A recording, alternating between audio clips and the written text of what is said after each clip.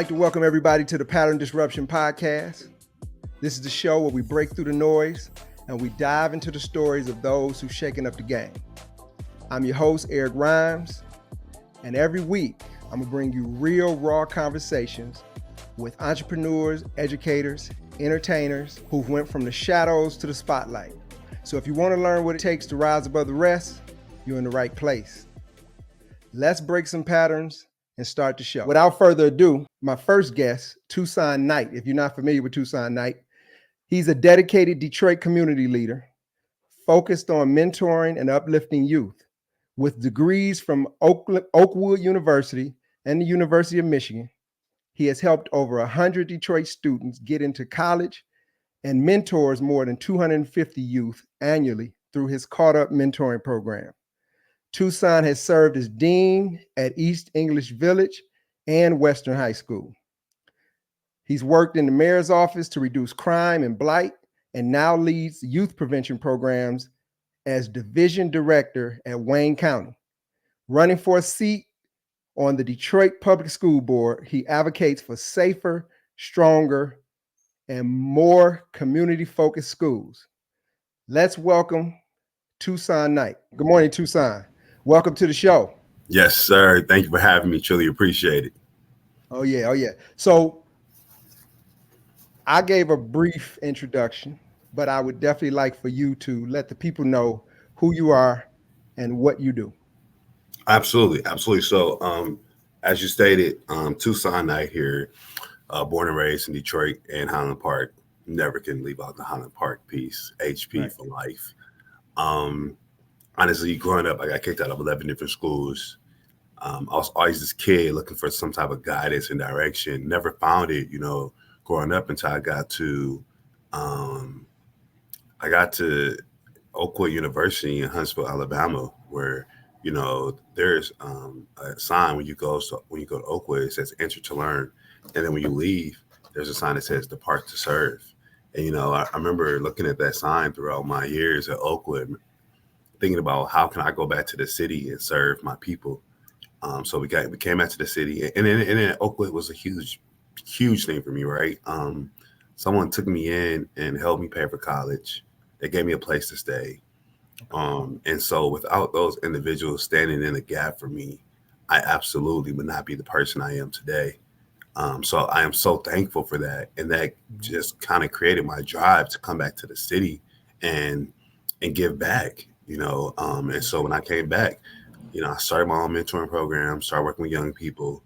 And, since 2015, we've been able to get over 150 young men into colleges across the United States. But most importantly, a lot of them go to my alma mater, Oakwood University. So I'm so excited about that. And then overall, we just been kind of working each and every day on keeping young people out of trouble. I work for a program called Ceasefire, where we respond to major incidents across the city of violence. We try to disrupt it. We try to intervene before it goes forward. And then as you stated, like my current work with Wayne County Juvenile Youth Services is keeping youth out of the juvenile system, because we know like once they get there, things begin to trend downward. So we want to make sure that our young people are getting every opportunity to stay into the community without harming the community, because at the same time, we want our community to be safe as well. Okay. Well, most definitely. That's a great thing, man. And we welcome you back, because you could have stayed in Alabama. You say Alabama, right? Yeah. A lot of people thought I would. I was like, nah, can't do it. Most definitely. And, I don't know. And you said what part of Alabama? Huntsville. So it's like when you first get there, Yeah. So I have a friend of mine, DJ Maestro. He's in Huntsville right now.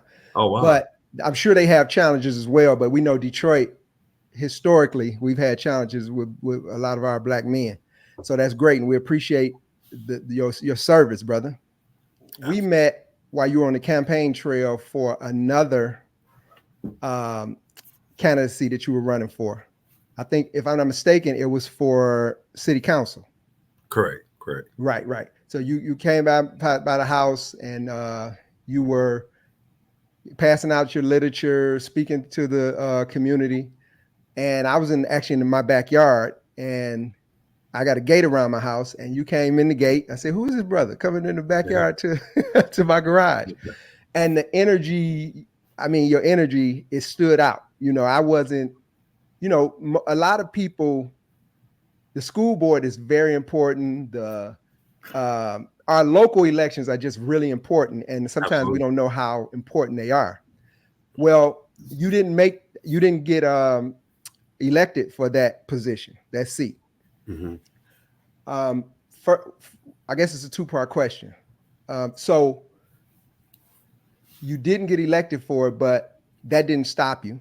What is the ingredients for your drive, and what keeps you going with the same zeal? Because the energy you have now is the same energy you had then. What keeps you going? Yeah, that's a great question, man. I'm glad you asked it. First off, I'm always been like a happy-go-lucky person, no Okay. matter what. My kids, when I tell you that, my mentees, he always get mad going off on us, but for the Okay. most part, I'm always a happy-go-lucky person. Yeah. I think like one of the most important things that gives me my drive each and every day is like seeing the plight of young people in the city. And Yeah. that's, people always ask me like, you don't get tired? Like one of our kids got murdered last year. Like it was just, Wow. devastating for me. Everybody was like, yo, how do you get up every day and deal with that? Some of our kids go to Right. prison just like this week. Like, like two, three of my kids got arrested. It was just like, it's just a bummer because I tried to be a part of their life every step of the way. And a lot of people like, man, you need to chill. You can't be with them. Like, I'm like, man, I know what these kids need. They want somebody there for them, on a consistent basis. And I've always tried to do that.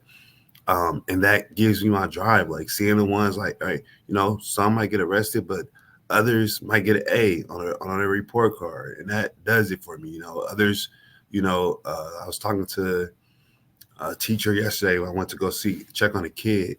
And she was like, I don't care what they say about the kid. She was like, every since they started this school, they've improved. So since they started the program, they've improved. I'm like, wow. Like, she's like, I've never seen that. They've been with us since the beginning of school. So that type of stuff gives me my drive and gives me my energy because a lot of people like, they've been telling me for like 10 years, you're gonna burn out, you're doing too much. But I tell them like every single day I wake up with renewed energy. One, because I mean, I'm thankful just like for the God above for giving me energy. And then Most two, definitely. um, I'm thankful for the young people. I'm thankful that I'm being able to be a part of their lives. I'm thankful that, I'm able to reach them because a lot of people can't even sit down and talk to people, like, so Yeah. I'm thankful for that just alone. I love connecting with people. I love talking to people. And most of all, I love solving individuals' problems. And that's what I think is most important about any type of race you run, any type of position you want to be in is like, are you solving issues? Are you solving problems? Are you making, wherever you are a better place? And that's what I look to do every single day. Okay. Okay. So your motivation is service. Yes. So yeah, right. Okay, so we talk about the young people because it's definitely a different day than when I grew up. I don't know what year did you come out of high school? 2005. Okay, 2005. So it's a little different. I came out in 94. Oh, 94. Wow. Okay. Yeah, 94. Okay. Okay. So it's a Little totally gap different. there. A little gap. Yeah, exactly. It's just a different world. And I see you online and you're up close and personal with the young people. And so I admire that, and we definitely need that. And you could be a liaison for people that are a little bit older who don't understand the culture so much. You know Mhm. what I'm saying? And have a disconnect. But how was your childhood? Two parent household. How was it? No, no, absolutely not. So I grew up in Highland Park. I grew up in a single parent home. It was just my mom, honestly. And then like I had as I got older, like now me and my dad is really close. But at the time, I just grew up with my mom, my grandmother. My grandmother helped me out a lot. That's why I'm always big on kids who are being raised by by their grandparents. I think that's most important. So I Yeah, absolutely I think that's for me, that's what helped me. And but most of my family, most of my friends on the block, we grew up, without our fathers. Without our fathers playing an integral role in our life, I should say that, so because I see my father, throughout, but with our fathers being there on a daily basis, that means a lot to kids, yeah, it means a lot to me. So, But I'm just thankful that like we have a great relationship now. But growing up, it was just my mom, my grandmother for real.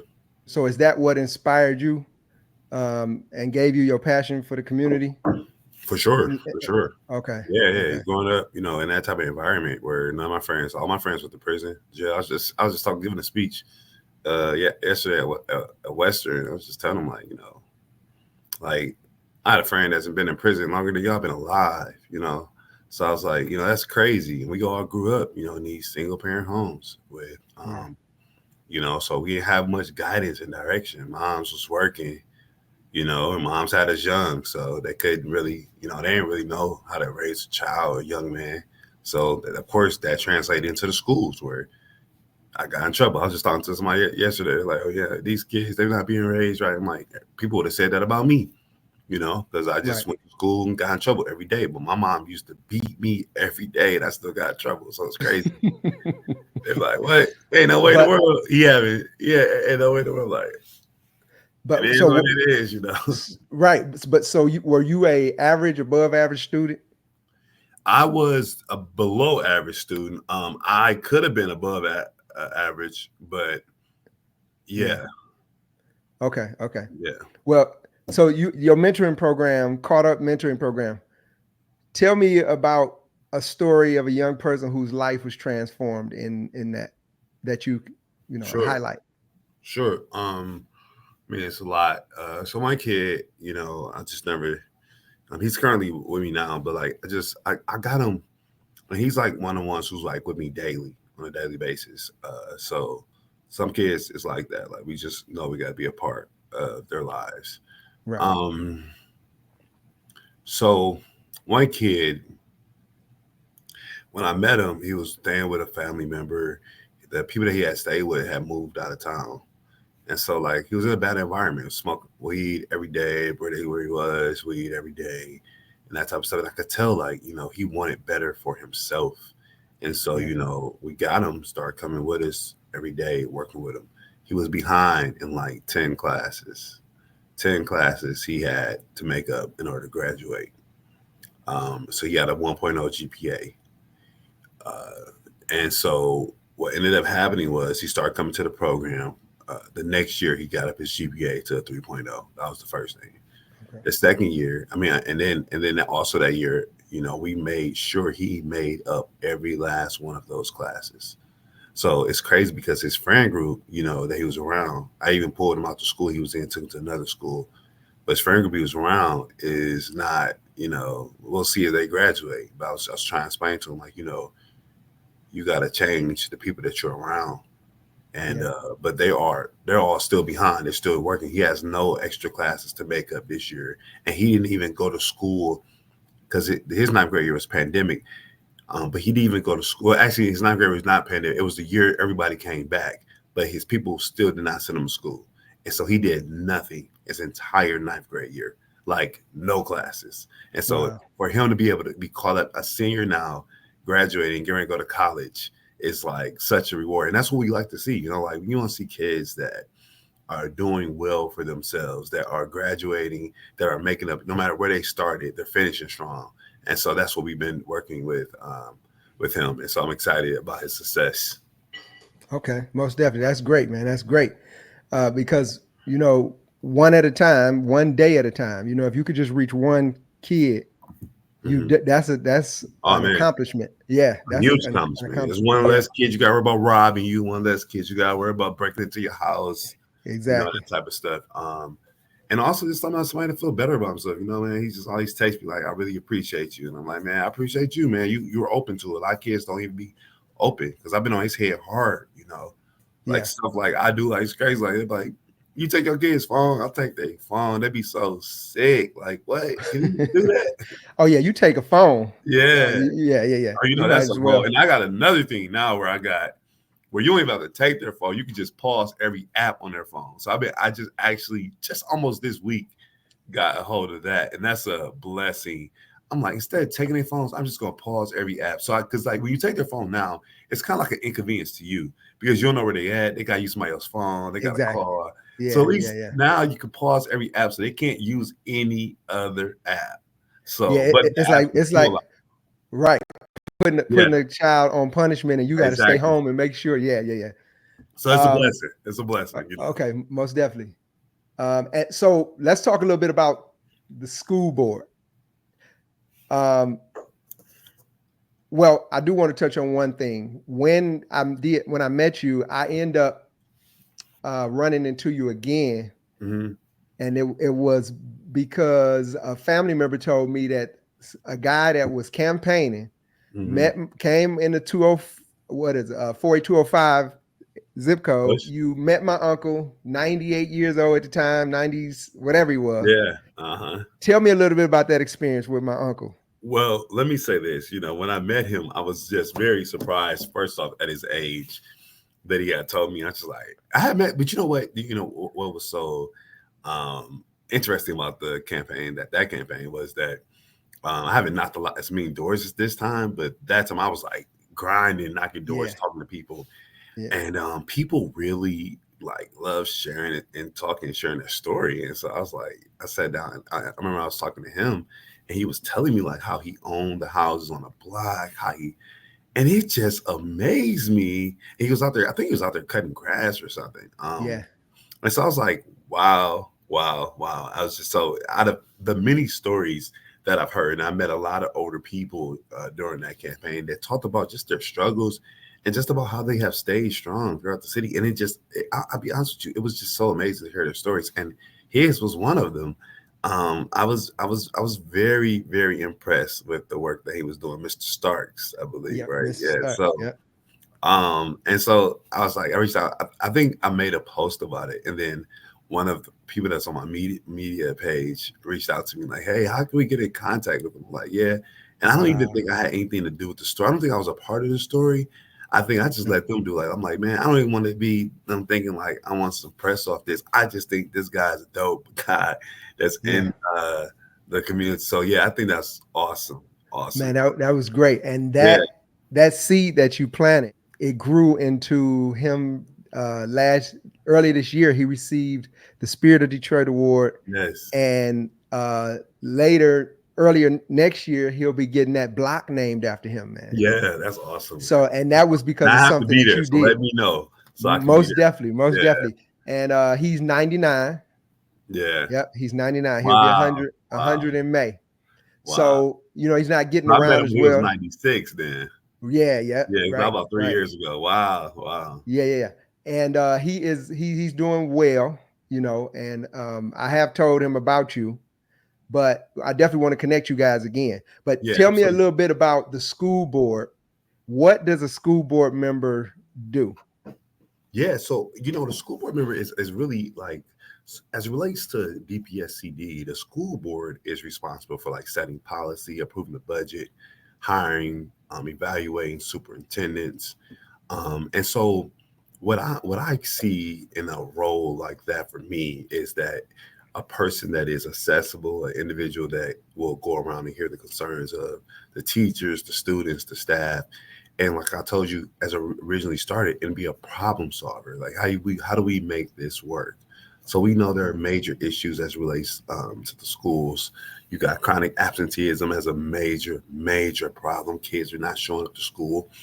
I think that's a big educational issue, but at the same time, I think that's also some things we need to do on side of, some enforcement. Like we need to kind of put some pressure on some parents to make sure their kids are showing up Yeah, after they received all the resources, because I don't want to be the person to drag parents into court and create more right. problems. But at the same time, there has to be some type of accountability because, we have to make sure these kids are going to school. So that's one. Two, there are many schools that kids go to that it does not look like a school. It is dark.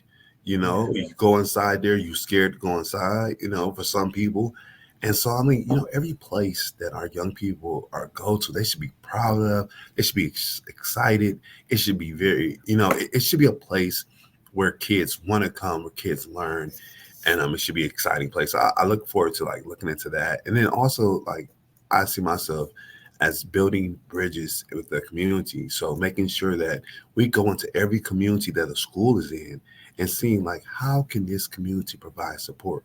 how can they mentor? How can they come in and help the teachers? The teachers are overwhelmed. They have too many people in their classes. But like I tell people, because the first thing individuals say, well, I'm going to put more money to this. I'm going to put more money.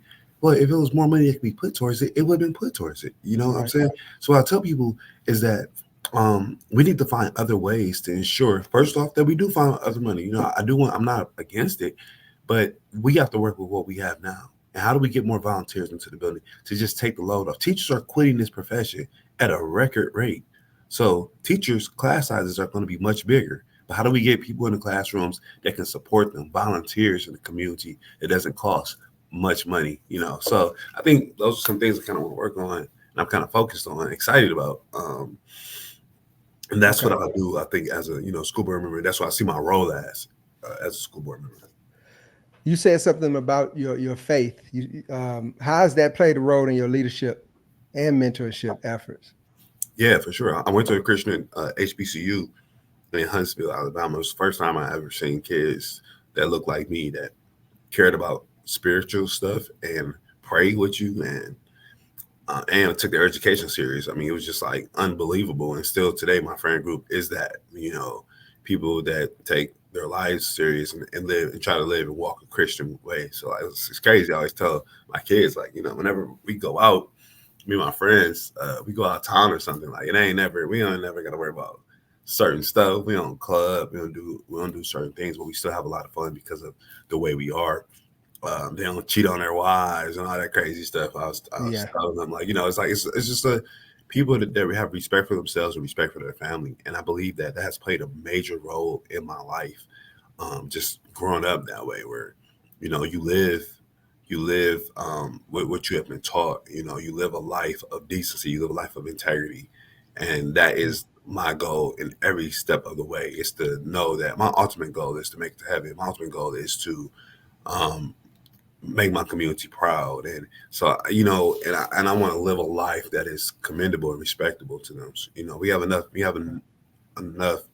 people that are embarrassing to our community. I don't want to be that person. I want to be a person that lives a life of faith. And I've lived my life on faith. I, continuously pray consistently. Nobody's perfect. Everybody got their flaws, like I said, but every day, we try to work to be better, for sure. Right. And how do you balance that with, because you say you're with these young people often? Yeah. And when you're younger, a lot of times the seeds are planted, but you don't get to see them outwardly as much.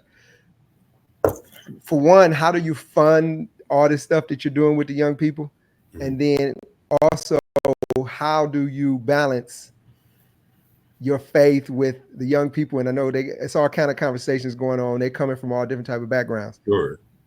Yeah. I mean, it's a few things. Like, one, prayer. Mm-hmm. They want to pray, we pray with them for sure. Okay. I look at it as, so many times, like, a kid can mess up. And I think to myself, man, like, every day God gives us another opportunity. Every day we mess up. Every day we do something not supposed to do, and every day God shows us mercy and grace because we're here another day. And so when I think about that, I think about that with young people all the time. Like, I try to give them chance after chance after chance without, because at the same time you can't let them think like, oh, they're just getting away with silly stuff. So you have to hold them accountable. But so without doing that, but at the same, just kind of showing that love and that God has shown us, and I think that's the most important you can do as a Christian. And then funding this, hanging out with them. Oh yeah, funding. Yeah. So young people every day. It's still, so before we didn't even have a center. Now we have a center. So it's like we had the center for like 5 years. So that's dope. It has everything that a young person wants. It has a computer lab. It has a gaming room. It has an arcade room.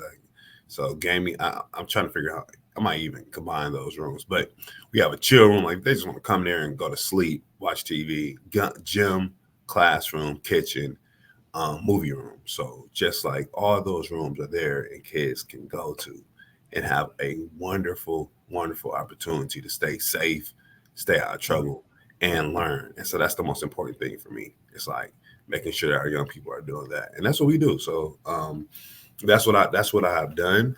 And so we fund it through grants. We fund it through. We're about to have a huge banquet. Gonna need your help to promote that. But we're gonna do a huge banquet, try to get some people out there, and then raise some money to continue our programming. Because of course, all my folks be on this campaign, so now I ain't even been able to raise money for the program. I'm like, man, we need to raise some more money because we do everything with these kids. We pick them up, we get them clothes, take them out to eat, take them on trips. So that stuff gets expensive quick, But we do everything we can because I know, like, the way you help young people is to make sure that you meet their needs, and that's what we try to do. Yeah, because a lot of times young people are looking for a reason not to listen to you. Exactly. So if what you say doesn't align with what you do, you've already been disqualified, and you don't even know it. You know what I mean? A lot of times they're not gonna know how to interpret it, but they're gonna know this guy. He's not the one to listen to. Always be like, don't make me curse. I'm a Christian. And they're like, right. Say, for example, I say something like, David, they're like, oh, I thought you was a Christian. I thought you was they always watch you. Always watch you. They're looking for a reason not to listen to you. Yeah. So how are you balancing family with all of these duties? You're campaigning, you mentoring, you working every day. Well, honestly, the young people are my family, for real. Those are the ones that are around me the most. And so I still see, like, I have an extended family, but I don't have any biological kids, so that's a blessing. But okay. So when you said my kids, you were just talking about your Okay. Okay. When I talk about my kids, I'm talking about my mentees, for real. Some of them are like, honestly, some are with me, like I said, daily, like the one kid I was telling you about. They're with me daily. So those are like my kids, for real. I take care of them. And then others, like, they just come to the program, So, like, huge difference. But for me, that's like my family, and that's and it's still balancing because I don't get to spend as much time as I want to with them. Right. It's kind of like we go into we just kind of like have a daily routine, and then so I'm like, man, I can't wait till it's over so I can really spend more time with them and check on them more in their classes and their grades, and talk to them about stuff they're going through, because I feel like I have not done that for sure. So okay, so you're single, not married. Mm-hmm. Do you plan on having children of your own? I want to, we'll see what happens, but I definitely want to, for sure. Okay. We'll see, what happens. How do you deal with address the mental health challenges of a lot of these young people? They've seen so much with social media, being at home, COVID. How are you addressing the mental health issues with young people? Yeah, and I think, like, I always tell people this story. One of the things I went to when I was with Ceasefire was 11-year-old. She was playing the video game with her cousins, and back of her home, somebody was shooting in the back of her home for no reason, no beef in the home, nothing. Shot in the back of her home, almost like target practice, crazy stuff. Shot her in front of her cousins. She died in front of them. And I remember when we put up to the scene, these cousins were like at the bottom of the driveway, and they were just holding each other, just crying. And I remember thinking to myself, I was working at school at the time. I was like, man, those are the kids that grow up and we can't say anything to them. Every day in the hallway, they look mad. Every day in class, you can't say much to them. And it's because, if they don't get the support that they need, then they're going to be very angry and not know how to deal with it. And nobody's going to know. They're not going to tell anybody. And so that bothers me for sure. I think that when we deal with the mental health challenges of our young people today, something I'm working on is like getting a therapist to come in at least once a week, to meet with different kids, different counselors, because no matter what, I'm not a therapist. I'm not a licensed therapist. I'm not licensed like psychiatrist.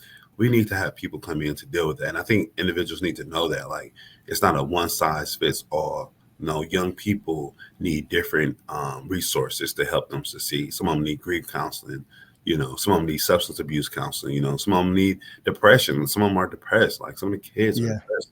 You don't know what they're seeing. You know what happened to them when they were younger and things like that. So, working on a lot of that and trying to ensure that, trying to ensure that they receive the resources they need. And really, what I see my role is to refer them to the right resources.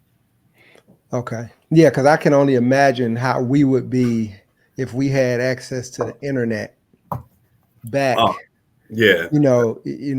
I see people, people joke about, I'm glad I was raised before the internet came out, because it's just, I just can't imagine it, being, not only is your attention span just short by default because of these little clips and Yeah. everything just Yeah, flashing, absolutely. but some of the things I've seen on social media as an adult, I had never seen. Hmm. I had never seen. So you Hmm. imagine growing up with this. So Yeah, seeing it. yeah, Yeah, they right at your definitely fingertips every day. every day, you know, um, you know, so most definitely that, I commend you on that, man. And, you keep fighting a good fight, because it takes a village. Hmm. And, someone like you with the leadership skills, that's another reason why I wanted you on the show, because I've seen you in different arenas, Yeah. and it's always been the same thing. So for anybody out there that's watching right now, I know I'm quite sure that you can feel it. You're a good judge of character, but this man right here is somebody who practices what he preaches. He's not perfect, but at the end of the day, listen to what he says. Look at his track record. This is somebody that we need to stand behind, get behind, and support. You see the name on the ballot, November 5th. Make sure that we get behind Toson Knight. I know you said, how many seats are open, you said? 3 seats. 3 seats are open. Okay, there are 3 seats. I'm not well versed on the way that whole thing. How many seats are there in total? 7 seats in total. Okay, and So and and every 2 years is an election. every 2 years. Yeah. Okay, because I'll have Dr. Booker on, and I think hers is every 3 years. I'm not sure. Hmm. Warren is a little different, I think. Hmm. But I Yeah, know I'm not she's sure up. about. Yeah, I'm trying yeah, to be sure about DPS, CD. exactly, No, exactly.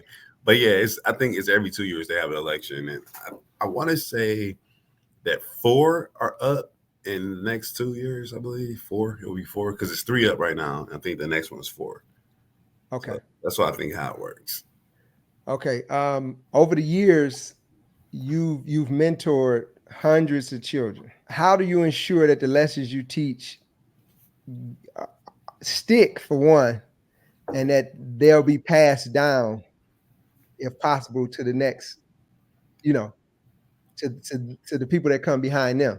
Can you do that, or will we always need? I guess we will always need somebody to stand in the gap. But how do you make sure that what you do sticks? Yeah, yeah. I think like you have to do like a constant um so you have to do like a consistent reinforcement of things, and it's so crazy because like like one thing's about me. You ask any of my kids, what I hate is weed. They know I hate it. They know I can't stand it. I don't Yeah, care. I don't care what it is, especially for them. Like right. And so every time, I could talk about it till I'm blue in the face.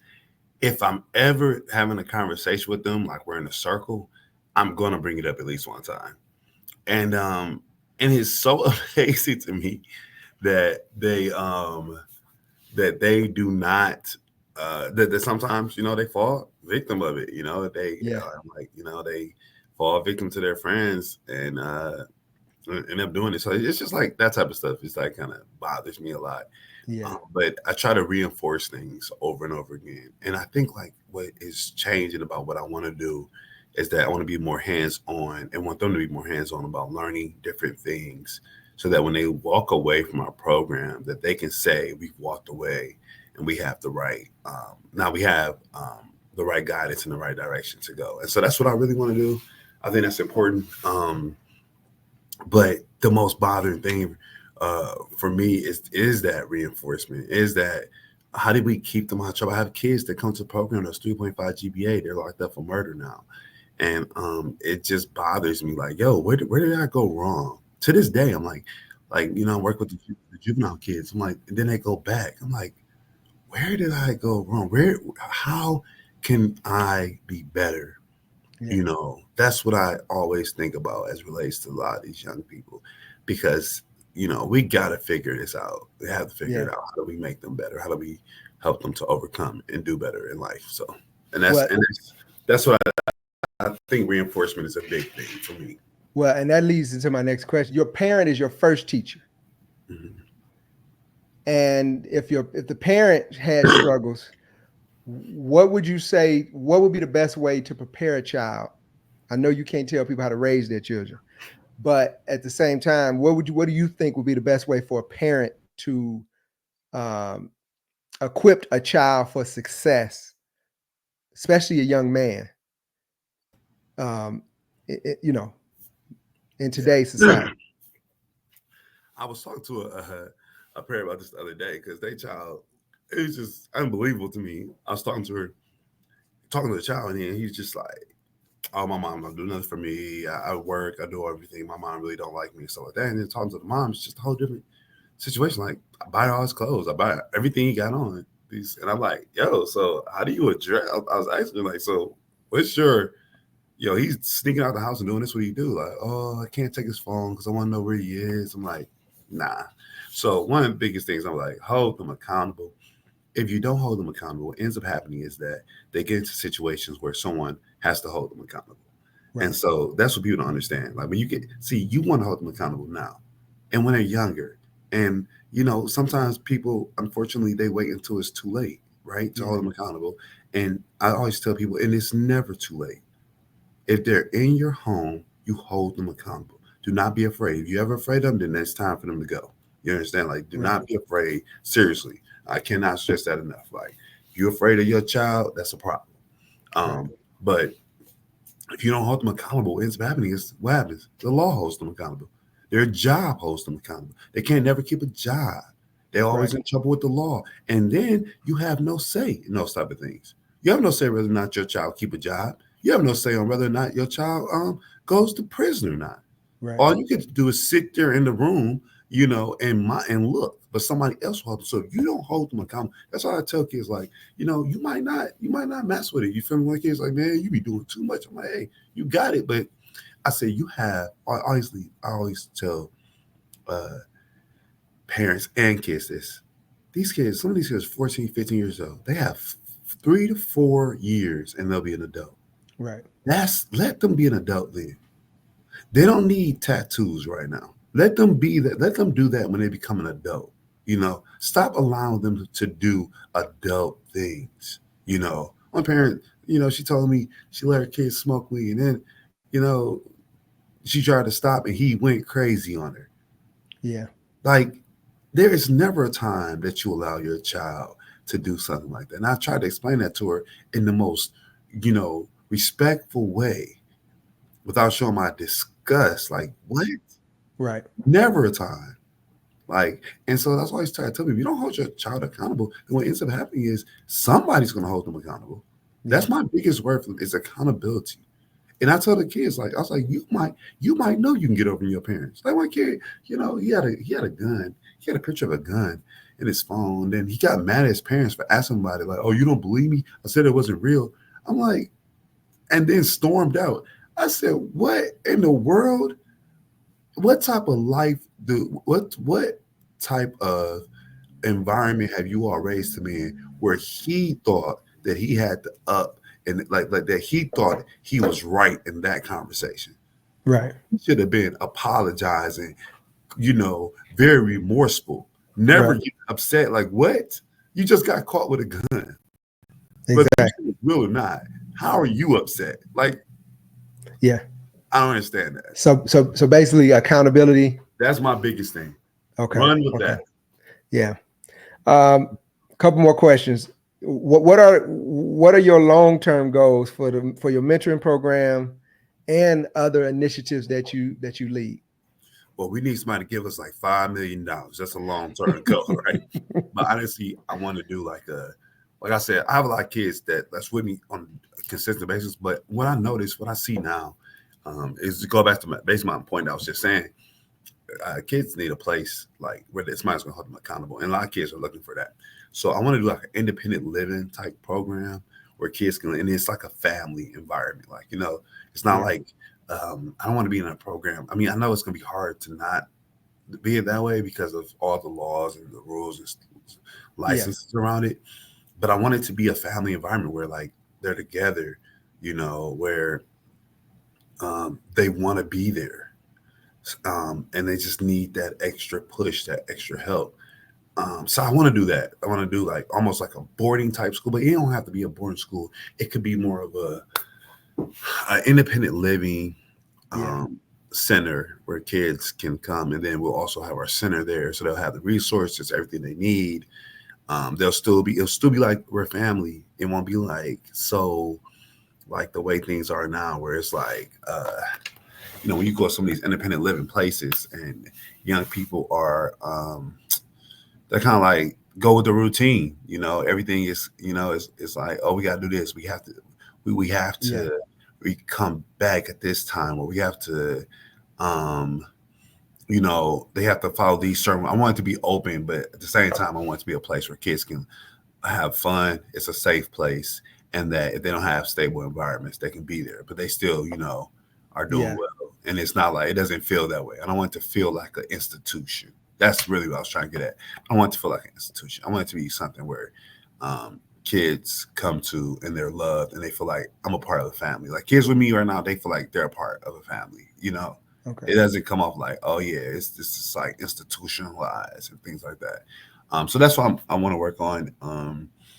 I look forward to doing something like that. I look forward to building my own community center where young people can come. We have a place we lease now, but eventually I want my own community center as well. So that's where I see as some of our long term goals, and then really expanding, seeing what happens. Doing like Okay. a college version of it for kids that do go to college and need that support. So things like that as well.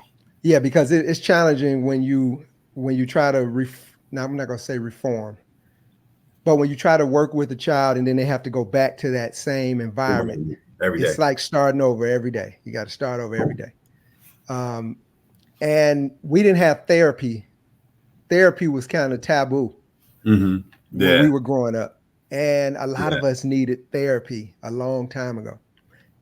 And you know, there are things I went through. I lost my mother early at 5 years old, Mm. and Mm. my grandmother and my family, they probably thought that just love was enough. Yes. Yes. And love is great, and I appreciate that. But at the same time, you need coping skills. Yeah. Yeah. You need to be able to cope when, you Yeah. just need coping And skills and they tell you, they tell, that baby, he all right. yeah, We around him, he yep.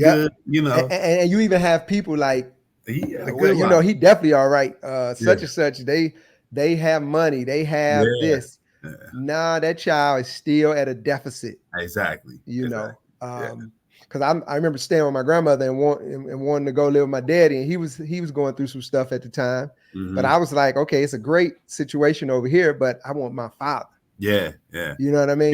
People don't understand that. Yeah, yeah, They don't get it. It's exactly. unfortunate, but it Yeah, is. yeah. So in closing, um,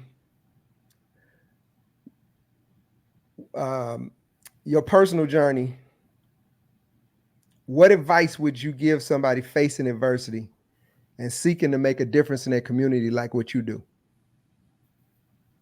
What I would say is like keep going. Don't stop. I think like the city of Detroit is built on resilience. The city of Detroit is built on like comeback. You feel me? So Yeah, I tell people like just keep going. Like things will break. I always tell my kids that like I was like, if your life was so horrible, trust me, at some point God is gonna give you a break, and you just gotta accept it. You feel me? When it comes, yeah, because it's gonna come. But just kind of I tell people like and then also I always tell people like what are you in it for? Like what do you want to see? Like yeah, do it for the right reasons. yeah, I'm perfectly fine if I win or lose. Like I know that I'm still gonna be around young people. I know I'm still gonna help young people. yeah, So it doesn't. This just gives me a bigger, a bigger platform to do it. But right. I'm still gonna be me. And I always tell people that just be yourself. Do it for the right reasons, and just be resilient, because there's always gonna be times where you get knocked down. It's gonna be always times issues, but just be resilient and stay focused. So Okay. Well, I definitely appreciate you coming on today, buddy. It's like one of the things I want people to know about, we need more male leadership. I was just had an interview with Wayman Hayes, one of the head guys over at Focus Hope, and he talked about how the young people were calling him Miss because they never had a chance to talk to any Wow. leaders that were guys. Yeah. So I can't say, I just really can't say how important it is to have male leadership that you can count on, that is about talk to talk and walk to walk. So Absolutely. I appreciate you. I'm definitely voting for you. Appreciate and I'm going to make sure that, how do we get signs? How do we, if we want to support the campaign, what do we need to do and where do we need to go? Well, let me just visit my website, TosonKnight.com. And then what I'll say is probably out of signs. We're about to start putting them at all the polling locations. Okay. I wish we could have. Yeah, I know. I love the signs. Mm-hmm. Most definitely. And I definitely wanted one. So if you, Well, just send me a message. I might get you one though. Yeah. Especially over there with my guy Starks. So Yeah. I gotta get one over there. But yeah, send me information and I'll try to get you one. But we might come collect it a little later. So okay, no, that's cool. Yeah, I just want to be a part of it, man, because I I believe in you 1,000%, bro. I appreciate that. So everybody, I hope that you got a chance to get to know Toson Knight. He is what he says he is. I'm trusting him to get this appointment for school board and help us bring our young people to a higher vibration. Mm-hmm. So, and if they want to get in contact with you, go to TosonKnight.com. Mm-hmm. And is there any other social media? And CaughtUp.org. That's my mentoring organization. You know, always looking for support with that, looking for mentors. I'm going to be making a big push after the election for mentors, people to come out, help with the kids and stuff like that. So CaughtUp.org as well. It's a big one. Yeah, CaughtUp.org. Yep. And I'll put it in the post all right. as well. Appreciate you. Hey, man, I appreciate you being here. Have a great day. Thank you for coming on, brother. You as well. All right. Appreciate it. Bye-bye.